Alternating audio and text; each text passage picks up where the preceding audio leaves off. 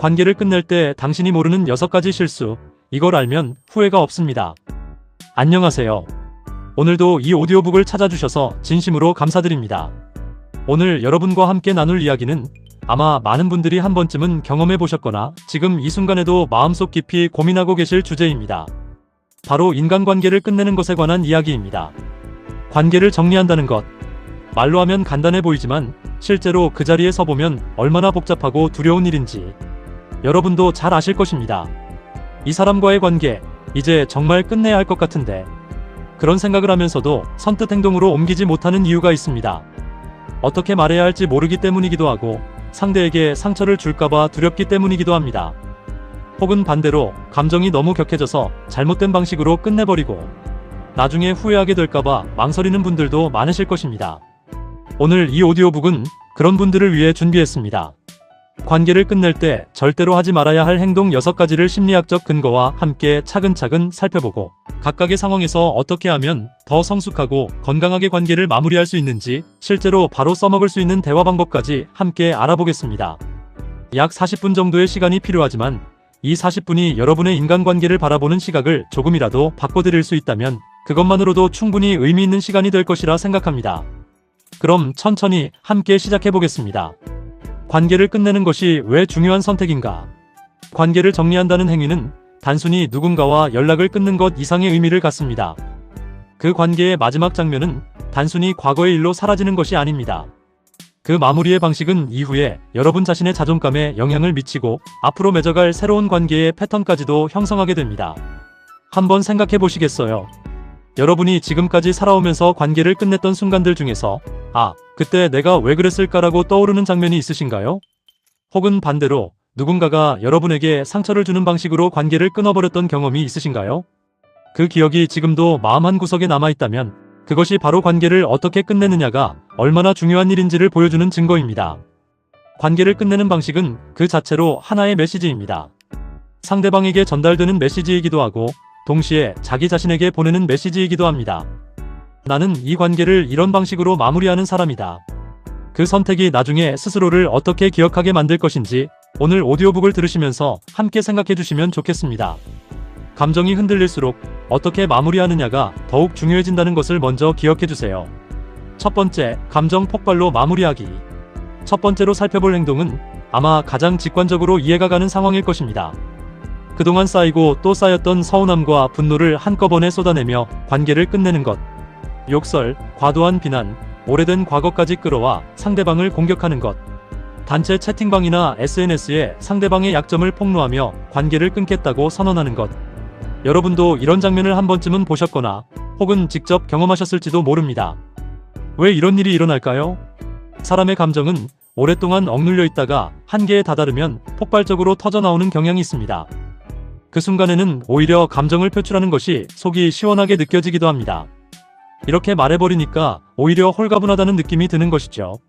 하지만 심리학적으로 보면 감정 폭발은 단기적으로 스트레스를 낮추는 것처럼 느껴지지만 실제로는 상대방뿐만 아니라 자기 자신에게도 깊은 상처를 남기게 됩니다.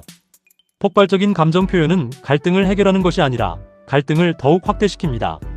상대방은 공격을 받았다고 느끼는 순간 방어 본능이 작동합니다. 그 상태에서는 어떤 진지한 대화도 어떤 이해도 불가능해집니다. 결국 폭발로 끝낸 관계는 양쪽 모두에게 상처와 죄책감, 그리고 관계에 대한 트라우마를 남기게 됩니다.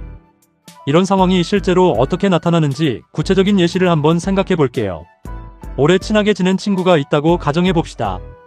그 친구가 여러 번 약속을 어기고 중요한 순간에 나를 실망시켰습니다. 그 서운함이 쌓이고 쌓이다가 어느 날 폭발해버리면서 너는 원래 그런 인간이었어라며 과거의 실수를 하나하나 끌어와 퍼붓게 됩니다. 심한 경우에는 공통 지인들이 있는 단체 채팅방에 그 사람의 약점을 올리기도 하죠. 그 순간에는 통쾌하게 느껴질 수 있습니다. 하지만 시간이 지나고 나면 어떨까요? 내가 너무 과했나? 다른 사람들은 나를 어떻게 볼까? 그때 그 말까지 할 필요가 있었을까라는 생각이 밀려오기 시작합니다. 그리고 더 중요한 것은 그 폭발 때문에 정작 왜 이 관계를 끝내려 했는가라는 본질적인 이유는 어디론가 사라지고 오로지 폭발한 나만 남게 된다는 것입니다. 그렇다면 어떻게 하면 좋을까요? 관계를 끝내고 싶은 감정이 들 때 그 감정이 가장 격해진 순간을 피해주세요. 그 순간에 바로 행동으로 옮기기보다 감정이 조금이라도 가라앉을 시간을 먼저 가져보는 것이 중요합니다. 그리고 말을 할 때는 너 때문에가 아니라 나는 이렇게 느꼈다로 시작하는 방식을 선택해보세요. 예를 들어, 넌 항상 나를 무시해가 아니라 나는 이 상황이 반복되면서 정말 지치고 힘들었어라고 말하는 것입니다. 또한 감정이 너무 커서 긴 대화를 이어가기 어려울 때는 그 사실 자체를 솔직하게 말할 수 있습니다.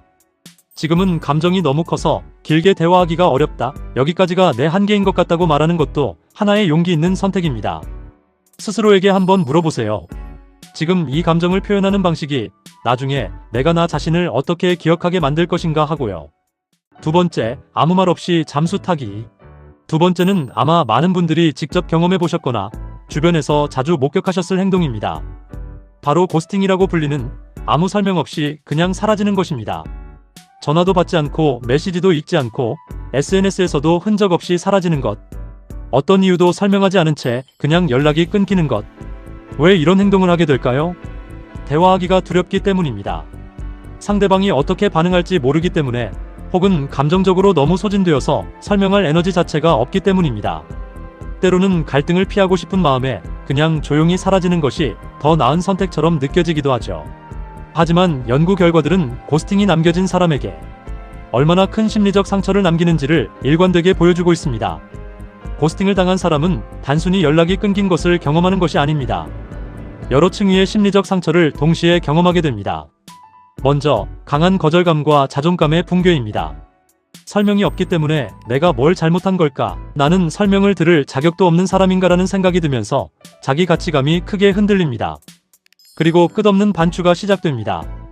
이유를 알 수 없으니 어디서부터 문제였을까? 내가 뭘 잘못한 걸까를 끊임없이 되짚으며 자기 비난이 심해지는 것입니다. 연구에서는 고스팅 피해자들이 통제감, 소속감, 자존감, 나는 의미 있는 존재다라는 기본적인 심리적 욕구가 위협받는 경험을 한다고 보고하고 있습니다. 또한 고스팅 경험 이후에는 새로운 관계를 맺는 것에 대한 두려움도 생깁니다. 언제 또 이렇게 사라질지 모른다는 불안이 남아 이후의 관계에서 친밀감을 회피하거나 과도하게 경계하게 되는 경향이 나타나는 것입니다. 잠깐 멈추고 한번 생각해 보시겠어요? 만약 여러분이 고스팅을 당했다면 그 경험이 얼마나 혼란스럽고 힘들었는지 기억하시나요? 이유도 모른 채 관계가 사라졌을 때 마음속에 남은 그 공허함을요. 고스팅은 대화하기 싫다는 자신의 감정을 가장 쉬운 방식으로 해결하는 것처럼 보이지만 실제로는 그 불편함을 상대방에게 고스란히 전가하는 행동입니다. 그렇다면 고스팅 대신 어떻게 할 수 있을까요? 관계를 유지할 의사가 없다면 짧더라도 나는 더 이상 이 관계를 이어가기 어렵다는 의사를 한 번은 표현해주세요. 감정적으로 너무 힘들어서 직접 만나거나 전화하기 어렵다면 문자나 이메일로 짧은 마무리 메시지를 남기는 것만으로도 충분합니다. 설명할 에너지가 없다면 그 사실 자체를 솔직하게 말하는 것이 잠수보다 훨씬 덜 파괴적인 선택입니다. 예를 들어 이렇게 말할 수 있습니다. 지금 솔직히 설명할 여력이 없는 상태인데 그래도 아무 말 없이 사라지는 건 아닌 것 같아서 이 관계는 내가 더 이상 이어가기 어렵다는 것만 알아줬으면 해. 이 한 문장이 아무것도 없는 것보다 상대방에게 얼마나 다른 경험을 줄 수 있는지 한번 생각해 보시면 좋겠습니다. 세 번째, 침묵과 무시로 벌주기. 세 번째는 사일런트 트리트먼트, 즉 침묵 응징입니다. 관계를 완전히 끝내기 전에 상대방을 벌주듯 의도적으로 말을 하지 않고 철저히 무시하는 태도로 일관하는 것입니다. 대면 상황에서 일부러 듣지 못한 척, 보지 못한 척하며 완전히 무시하거나 메시지에는 답하지 않으면서 다른 사람들과는 평소처럼 대화하는 모습을 보여주거나 상대방이 이유를 물어도 알아서 생각해봐라며 대화 자체를 차단하는 것이죠. 이 행동이 왜 문제일까요? 침묵은 말보다 더 강하게 상대방을 흔들 수 있습니다. 이유를 알 수 없는 무시는 거절감, 불안, 혼란을 동시에 안겨줍니다. 연구들은 반복적인 침묵 처리가 관계 안에서 어떤 영향을 미치는지를 구체적으로 보여주고 있습니다. 74편의 연구, 1만 4천 명 이상의 참여자를 분석한 메타 분석에서는 침묵과 철수 전략이 관계의 만족도, 친밀감, 건강한 소통 능력을 전반적으로 떨어뜨린다는 결과가 나왔습니다. 더 심각한 것은 반복적인 침묵은 단순한 삐침을 넘어서 상대방을 통제하고 벌주는 정서적 학대 방식으로 굳어질 수 있다는 것입니다. 침묵을 당하는 쪽은 낮은 자존감, 무가치감, 불안, 그리고 심한 경우에는 외상 후 스트레스 증상까지 경험할 수 있습니다. 그리고 침묵을 사용하는 쪽도 결코 자유롭지 않습니다. 연구에 따르면 반복적으로 침묵에 의존하는 사람 역시 자존감 저하, 관계에 대한 헌신 감소, 갈등을 감당하는 자신감 부족 등을 경험하는 것으로 나타납니다. 결국 침묵응징은 누구에게도 좋지 않은 결과를 만들어냅니다. 가장 흔한 패턴이 이렇습니다. 한쪽이 침묵으로 대응하면 다른 쪽은 방어적으로 물러나거나 공격적으로 반응합니다. 그러면 침묵하는 쪽은 더욱 침묵으로 응수합니다. 시간이 지날수록 둘 다 화해와 대화를 시도하기가 더 두려워지고 결국 관계는 정서적으로 이미 끝난 상태에 머물거나 완전히 붕괴되는 방향으로 흘러갑니다. 더 나은 방법은 무엇일까요? 상대방을 벌주기 위한 침묵이 아니라 자신의 감정을 정리하기 위한 예고된 거리두기를 선택하는 것입니다. 예를 들어 이렇게 말할 수 있습니다. 지금은 말을 섞기 어려울 만큼 많이 힘들어서 한동안 연락을 줄이려 한다. 이 한 문장이 침묵과 무시와 얼마나 다른지 느껴지시나요? 이건 자신의 상태를 솔직하게 전달하는 것이면서도 상대방을 벌주려는 의도가 없는 표현입니다. 대화가 가능한 수준이라면 이 상황이 나에게 얼마나 힘든지를 단호하지만 공격적이지 않은 언어로 설명하는 것이 관계 종료 후에 후회를 줄여준다는 것 기억해 주시면 좋겠습니다. 네 번째, 복수와 보복 심리로 움직이기. 네 번째는 복수입니다. 상대방을 곤란하게 만들거나 후회하게 하겠다는 마음으로 의도적인 보복 행동을 하는 것입니다. 비밀 폭로, 평판 훼손, 새로운 사람과의 관계를 과시적으로 이용하는 것 등이 여기에 해당합니다. 복수는 뇌과학적으로 설명할 수 있는 반응입니다. 이 부분이 특히 흥미롭기 때문에 조금 더 자세히 살펴보겠습니다. 복수를 떠올리고 계획하는 동안 뇌에서는 편도체와 스트레스 반응, 축이 활성화되면서 아드레날린과 코르티솔 분비가 늘어납니다. 몸과 뇌가 일종의 전투 모드로 올라가는 것이죠. 그리고 복수에 성공했다고 느끼는 순간 뇌의 보상 회로가 자극되면서 도파민이 분비됩니다. 도파민은 쾌감의 물질이기도 하지만 더 정확히는 이 행동은 중요하다, 기억해라라는 신호에 가깝습니다. 그래서 복수 행동을 일시적으로 통쾌하고 의미 있는 행동으로 각인시키는 효과가 있습니다. 그래서 복수는 단기적으로는 속이 좀 시원하다는 느낌을 줍니다. 하지만 그 이후가 문제입니다. 시간이 지나면서 전전두엽, 즉 판단과 자기 성찰을 담당하는 뇌 영역이 작동하기 시작합니다. 내가 너무 과했나, 나도 똑같이 상처를 줬나 같은 생각이 밀려오면서 죄책감과 후회가 시작됩니다. 그러면서 다시 스트레스 반응이 활성화되고 복수 전과는 다른 종류의 불편함, 즉 수치심과 공허감이 찾아옵니다. 정리하면 복수 행동은 실행 전에는 분노와 불안으로 스트레스 호르몬이 증가하고 실행하는 순간에는 도파민으로 일시적 쾌감을 느끼지만 실행 후에는 죄책감과 후회로 다시 스트레스가 증가하는 순환을 만들어냅니다. 겉으로는 시원한 것 같지만 뇌 수준에서는 스트레스와 보상과 후회가 반복되는 불건강한 패턴이 형성되는 것입니다. 그리고 더 큰 문제가 있습니다. 복수는 잠시 통쾌할 수 있지만 부정적인 감정과 상대방에 대한 집착을 더 오래 붙잡게 만든다는 것입니다. 상대방을 벌줄수록 오히려 그 사람에게 정신적으로 더 묶여있게 됩니다. 그리고 자신의 회복과 성장에 쏟아야 할 에너지가 그만큼 줄어드는 것이죠. 상대방을 이기기가 목표가 되는 순간 이미 내 에너지의 중심이 나 자신이 아니라 상대방에게로 옮겨간 것입니다. 더 나은 선택은 무엇일까요? 상대방을 이기기가 아니라 이 상황에서 나를 지키고 회복하기를 목표로 전환하는 것입니다. 복수 충동이 올라올 때 그 에너지를 자신을 회복시키는 방향으로 돌리는 것이 훨씬 더 현명한 선택입니다. 운동을 하거나 글을 쓰거나 신뢰할 수 있는 사람과 이야기를 나누거나 상담을 받는 것. 이런 행동들이 복수보다 훨씬 빠르게 그리고 더 건강하게 여러분을 회복시켜 줄 것입니다. 스스로에게 물어봐 주세요. 복수를 하고 나서 진짜로 자유로워질 수 있을까요? 아니면 그 사람에게 더 오래 묶여있게 될까요? 다섯 번째, 제3자를 동원해 싸움을 키우기.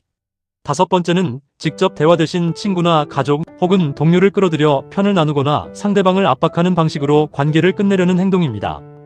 공통 지인들이 있는 단체 채팅방에 상대방을 비난하는 메시지를 올리며 관계 종료를 선언하거나 공통 친구들에게 그 사람 원래 이런 사람이라며 일방적으로 편들기를 요구하거나 직장에서 동료나 상사에게 상대방의 사적인 내용을 과장해서 전달하며 고립시키려 하는 것들이 여기에 해당합니다.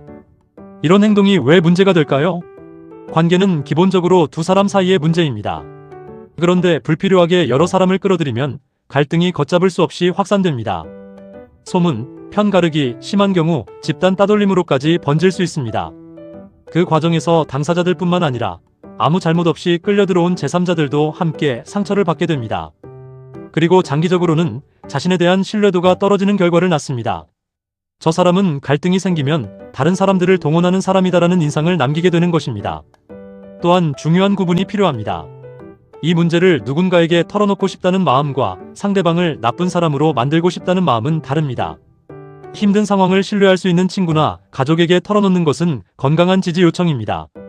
하지만 공통 지인들을 활용해 상대방을 고립시키거나 압박하는 것은 이미 갈등 해결의 범위를 넘어선 행동입니다. 더 나은 방법은 무엇일까요?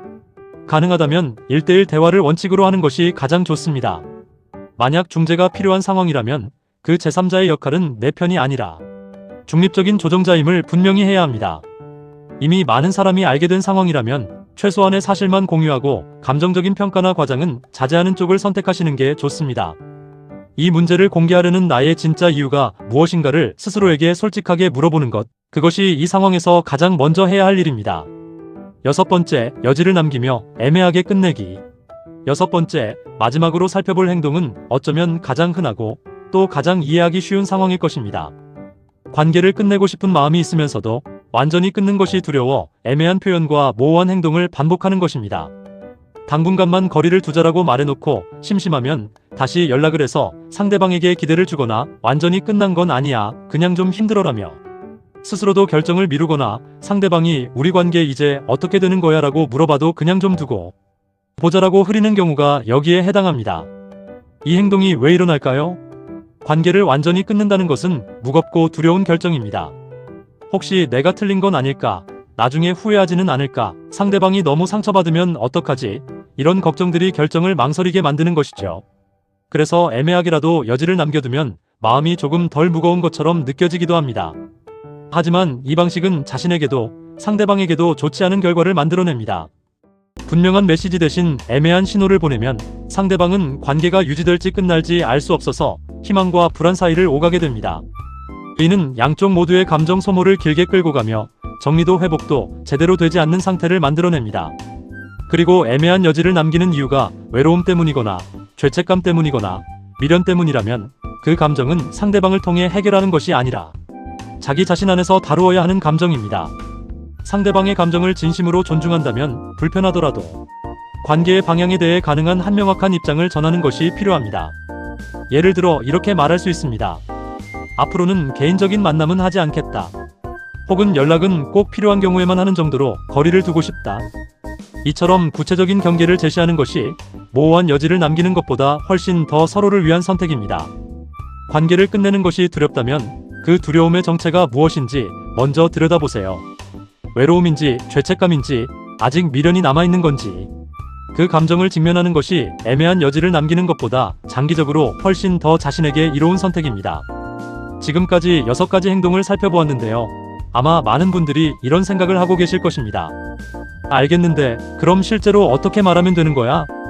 그래서 지금부터는 실제 상황에서 바로 활용할 수 있는 대화 스크립트를 함께 살펴보겠습니다. 이 스크립트들은 완벽한 답이 아닙니다. 여러분의 상황과 관계에 맞게 조금씩 수정해서 사용하시면 됩니다. 단지 이런 식으로 말하는 것도 가능하구나라는 방향을 보여드리는 것이 목적입니다. 먼저 대화를 만들 때 항상 기억해야 할 4가지 원칙을 먼저 짚어드리겠습니다. 첫째, 너 때문에가 아니라 나는 이렇게 느꼈다로 표현하기. 넌 항상 그랬어. 대신 나는 이런 상황이 반복되면서 많이 지치고 힘들었어처럼요. 둘째, 상대방에 대한 평가보다 자신의 한계를 설명하기. 너는 문제가 있는 사람이야. 대신 나는 이 관계를 건강하게 유지할 자신이 없어처럼요. 셋째, 불필요한 세부 사항은 최소화하기. 오래된 과거 사건들을 하나하나 나열하는 것은 상처만 깊어지게 합니다. 큰 흐름과 결론만 전달하는 것으로 충분합니다. 넷째, 여지를 남기는 모호한 표현 피하기. 언젠가 다시 보자 같은 말은 상대방에게 혼란을 줄 수 있습니다. 관계의 방향에 대해 가능한 한 분명하게 말해주세요. 이 4가지를 기억하면서 이제 상황별 스크립트를 들어보시겠습니다. 첫 번째 상황. 정서적으로 힘든 관계를 정리할 때 이렇게 말할 수 있습니다. 우리 관계에 대해 오래 고민했어. 같이 지내면서 고마웠던 점도 많지만 나는 요즘 이 관계 안에서 계속 지치고 힘들다고 느껴. 너를 비난하려는 건 아니고 내 감정과 한계를 솔직하게 인정해야 할 것 같아. 그래서 앞으로는 예전처럼 자주 연락하거나 만나는 관계를 이어가기는 어려울 것 같아. 너를 향한 기본적인 존중은 그대로지만 내 삶의 균형을 위해 거리를 두는 선택을 하려고 해. 두 번째 상황. 친구 관계에서 거리를 두고 싶을 때 이렇게 말할 수 있습니다. 요즘 내가 감당할 수 있는 인간관계의 범위에 대해 많이 생각하게 됐어. 너랑 지내면서 즐거운 순간도 많았는데 한편으로는 내가 에너지적으로 많이 소진되는 느낌을 계속 받아왔어. 그래서 당분간은 개인적인 만남이나 깊은 대화는 줄이고 서로 필요한 경우에만 연락하는 정도로 거리를 두고 싶어. 너를 나쁜 사람으로 규정하려는 건 아니고 지금의 나는 이렇게 지내는 게 더 건강할 것 같아서 솔직히 말해두고 싶었어. 세 번째 상황. 반복적인 갈등으로 관계를 종료할 때 이렇게 말할 수 있습니다. 우리 사이에서 비슷한 갈등이 여러 번 반복되면서 나도 많이 지치고 너도 힘들었을 거라고 생각해. 노력해보려고 했지만 이제는 이 관계에서 서로가 원하는 방식으로 변하기가 쉽지 않다는 걸 인정하게 됐어. 그래서 더 상처가 깊어지기 전에 여기서 관계를 정리하는 게 서로에게 나은 선택이라고 느껴. 그동안의 시간과 좋았던 기억들은 고마웠고 앞으로는 각자의 길을 가는 게 맞을 것 같아. 네 번째 상황. 연인 관계를 마무리할 때 이렇게 말할 수 있습니다. 너와 함께한 시간은 분명 내 인생에 의미가 있었어. 고맙다는 말은 꼭 하고 싶어. 그런데 시간이 지나면서 우리는 중요한 가치나 삶의 방향에서 서로 다른 길을 가고 있다는 걸 점점 더 강하게 느꼈어. 나도 나름대로 많이 고민했고 너를 탓하기보다 지금의 나와 맞지 않는다는 사실을 받아들이게 됐어. 그래서 연인 관계는 여기서 끝내고 각자의 삶에 집중하는 게 맞다고 생각해. 이 결정이 가볍지 않았다는 것만은 알아줬으면 해. 마지막 다섯 번째 상황. 고스팅 대신 최소한의 정리 메시지를 보내고 싶을 때, 특히 직접 만나기 어렵거나 감정적으로 너무 소진된 상황에서 이렇게 말할 수 있습니다. 연락을 어떻게 드려야 할지 많이 망설였어. 솔직히 말하면 이 관계 안에서 내가 감당하기 어려운 지점들이 계속 쌓여서 이제는 정리해야겠다는 결론에 닿았어. 구체적인 장단점을 하나하나 따지기보다는 지금의 나는 더 이상 이 관계를 이어갈 여유와 의지가 없다고 봐주면 좋겠어. 그래서 앞으로는 연락을 주고받지 않는 게 좋을 것 같고 이 메시지를 마지막 인사로 남기려고 해. 그동안의 시간에 대해서는 감사했고 서로 각자의 자리에서 잘 지냈으면 해. 이 스크립트들을 들으시면서 어떤 느낌이 드셨나요?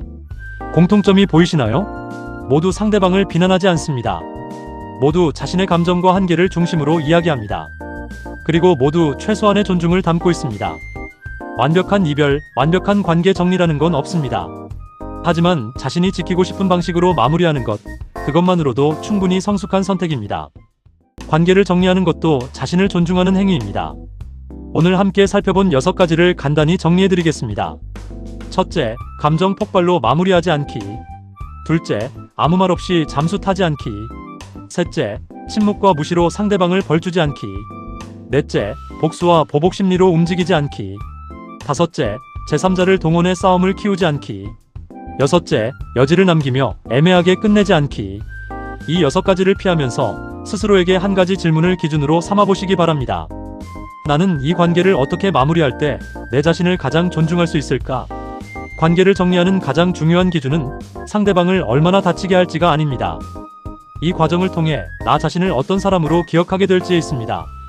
스스로를 존중하는 사람은 관계를 끝낼 때도 자신이 지키고 싶은 가치와 품위를 선택합니다. 그리고 그 선택이 어렵고 두렵더라도 그 과정 자체가 여러분을 더 나은 사람으로 성장시켜 줄 것이라고 저는 믿습니다. 오늘 이 오디오북을 끝까지 들어주셔서 진심으로 감사드립니다. 지금 힘든 관계를 정리하고 있는 분들, 혹은 앞으로 그런 순간이 올 때 오늘 들으신 내용이 조금이나마 도움이 되기를 진심으로 바랍니다. 자신을 존중하세요. 그 선택이 항상 맞는 방향입니다. 오늘 오디오북이 도움이 되셨다면 채널 구독과 알림 설정을 꼭 눌러주세요. 매주 이처럼 실생활에 바로 도움이 되는 심리와 인간관계 콘텐츠를 꾸준히 업로드하고 있습니다. 좋아요 버튼 하나가 이런 콘텐츠를 더 많은 분들께 전달하는 데 큰 힘이 됩니다. 댓글로 여러분의 생각이나 경험도 함께 나눠주시면 정말 감사하겠습니다.